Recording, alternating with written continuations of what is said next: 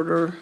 Today we have before us House Bill 2176, creating the Arkansas City Area Public Library District Act and Udall Area Public Library District Act, requiring election for the creation of such district and authorizing unified school districts number 470 and 463 to levy a tax on behalf of the library district.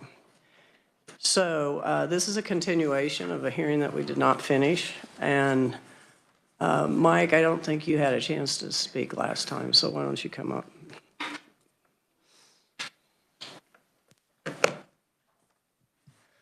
Thank you. Good morning. I'm here on behalf of the Ark City Public Library and the Udall Public Library. Appreciate your time and attention to this issue. It really, quite honestly, is a simple issue. What this bill does, the libraries are asking for your permission to let them hold elections to see what their citizens would like to do in terms of future funding and services for their libraries. There's been a lot of talk about what all that might mean and the mechanics of how that would happen. That all comes late. That's really kind of the cart before the horse. All this bill does is say, can we have permission to hold an election to see if our citizens want to go down this route? That's what the bill simply does. It's asking for your permission for them to hold an election. They have agreed and committed to me, and will commit to you, that they will hold public hearings, town hall meetings on the issue so that citizens can be well informed about what it would mean. And I think they feel like this would let them improve the library services that they give to their residents, and they would like the opportunity to see if the citizens would like to go down that route. And this is an opportune time with elections coming up in both August and November.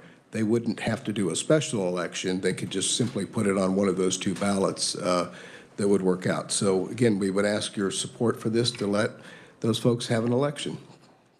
So Mike, you've been around for a while, especially in the municipality league or area. Have you ever seen an election where they expand outside the city limits? So they're using the school district. In fact, personal example, where I live in Kansas City, Kansas, I'm outside the KCK school district in the Piper School District, but the library district extends out to my area. So I do pay a small mill levy to help support that public library because the district does expand outside of its original area of the school district. So yeah, it's not uncommon because it would follow the lines of those school districts. Okay. Yeah. Any questions for Mr. Taylor? Senator Francisco. Thank you, Madam Chair. So part of this bill would mean that the new land that is being expanded into, there would be no tax levy then on those citizens for the regional system of cooperating libraries, which they have now. Yes. They would be paying a levy to the new district that's created. So the new district would continue to receive grant and aid from the regional system? As far as I understand it, I have one of the library directors here, and I think another one online, so, but yes, I believe that's the case. And that grant and aid was supposed to be a tax on those individuals to help support other rural residents who might be using that library. So what would your response be to if we said it would be appropriate to provide a new contract between the library and the regional system if this were to go into effect? I'm going to turn to my expert. Yeah. I think we need more detail on that before. I'm not sure what you're asking exactly, and I'm not sure that Monica is either, so. Well, right now it is that regional system that provides some grant and aid so that those existing libraries can serve rural residents, opportunities for interlibrary loans. So But the contract that was entered into was for a different district. So would it be appropriate to go back to that board and determine a new contract? I wouldn't say no to that. I'm not sure I have enough knowledge to actually understand how that would work. One of the things about creating this district is a lot of the people that are using the UDOL and the Arc City libraries are currently not paying for it. They're living outside the area. So this would actually help make that funding of the library more equitable and would allow those libraries to improve the services that they provide to those rural residents. So my concern is those people who are living outside the district are being taxed for the regional system. So they are paying not as much of a tax, and certainly this makes sense to expand it, but at the cost would be to the regional system, and that regional system is providing grant and aid to this library. And again, I would just go back and say, this bill simply is asking for an election to see what those citizens would like to do. You know, if they would vote, no, we don't want to do this, then all of the other discussion is irrelevant because it wouldn't happen. And if they vote to do it, the money will be reduced to the regional It systems. would be. Yes. I'm sorry, could I answer that question also? Mindy Fauna still on WebEx, sorry. Our contract would change. So the formula that is, it's based on, as far as how many non-residents are in our area, and it's kind of based on a formula based on how much interlibrary loans items that we're lending. That entire formula would change. Essentially, if this passed, we would kind of, in a way, get kicked out of the regional system. We'd have to reapply for membership as the new district. And then that whole formula gets kind of redone. And so our grant and aid funding would be reduced because we would have fewer non-residents in that system. So that would happen. We would still receive grant and aid, it would just be less.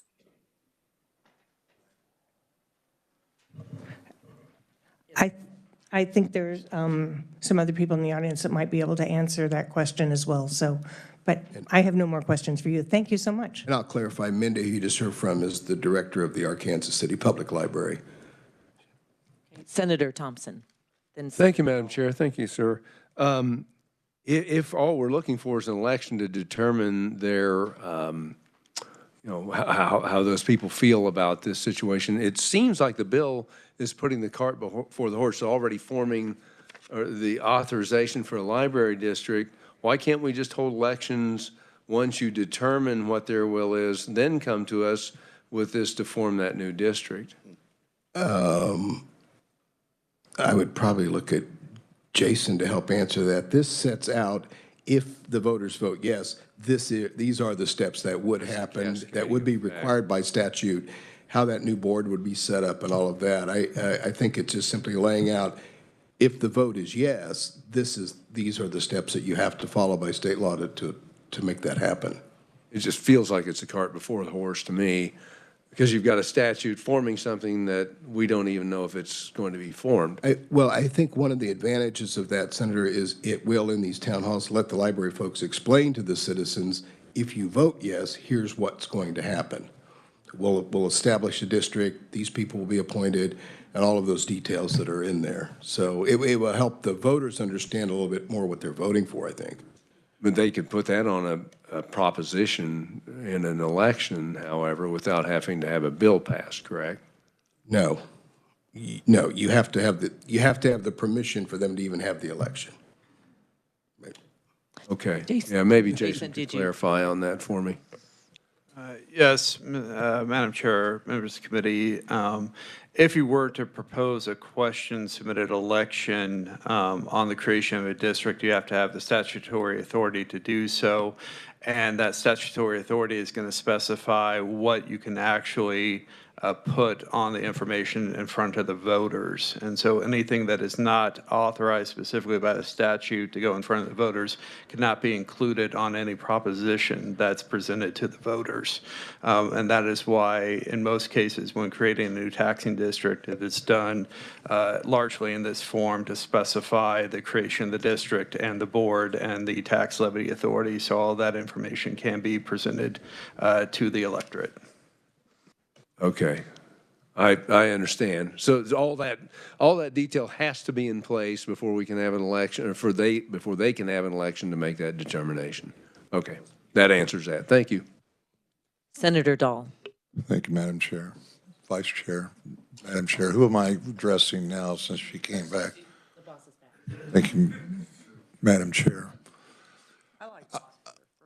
Coming from you.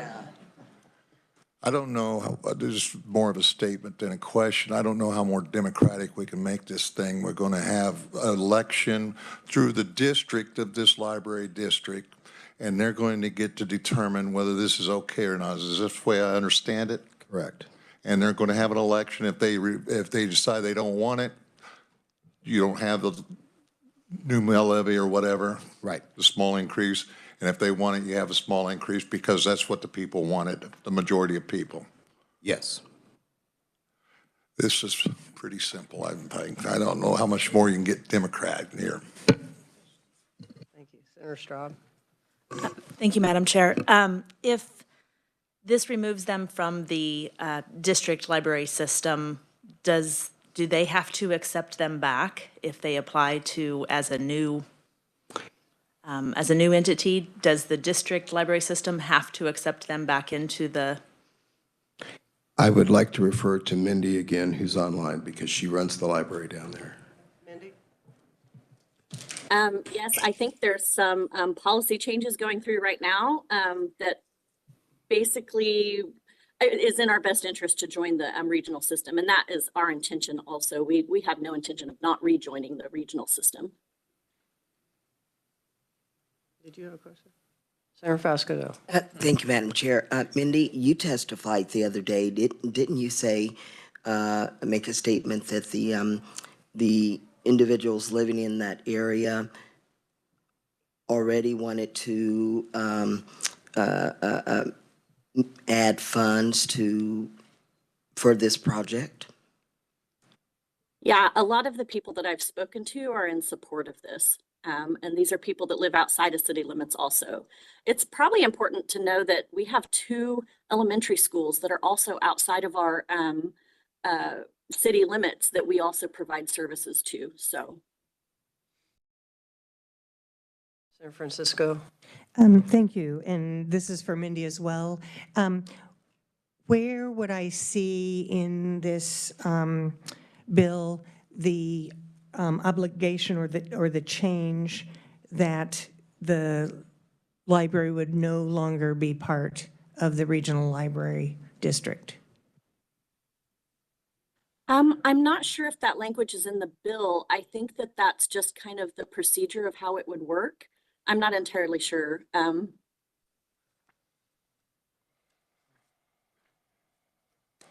Thank you, and that's my concern, because I think if it did require a reapplication for membership, then I would be very comfortable, but I don't know that that exists. And so, Madam Chair, I do know that our state librarian is in the audience, and at some point, maybe he could help us understand what that process might be. That'd be fine. And Jason, are you looking that up to see if it's in there? Or do you have a comment? Madam Chair, there is no provision under the bill as it reads currently that discusses membership with the regional library system for either of the districts. State librarian, you said, is here. There you are. Yeah, do you wish to speak? Please give your name and. I'm Ray Walling, the state librarian. I did submit written testimony, the first or second sentence of which identifies some clauses of concern that the committee should consider. Additionally, the bill language also talks about agreements from the old library transferring to the new library. It was my opinion that such an agreement, when they join the system, would transfer from the old library to the new library, which poses some challenges based on how the regional systems that's developed under statute operate. Because right now, as my testimony points out, there is a symbiotic relationship between the local library, the external taxing districts, and the regional systems that helps to extend library service to areas that don't have it, but also to improve library services for the areas that do have it. Senator Francisco? I think that is my concern, and I'm particularly pleased to hear that at least one of the libraries, the Arkansas Library, is assuming that there would need to be a new application for membership or a new contract, and I think that could resolve many of the issues. So if that's, I would only be interested in if the libraries would have been concerned about reapplication, but I think it would be good to be clear in this bill what the process for that would be. Other questions? All right, thank you. Thank you for being here today, too. Is there anyone else that would like to speak as a proponent? Anyone like to speak as a neutral? Anyone like to speak as an opponent? Is there anyone that has already spoken that's online that has extra information that they would like to provide on WebEx? All right, plenty of time to hit the sound button, so. Okay, any questions from the committee for anyone else? Okay, well, we will probably work this bill next week, so if you have amendments or ideas, please make sure you have them ready for next week. So if there's, let's see what else. Yeah. If there's nothing else to come before us, we're adjourned.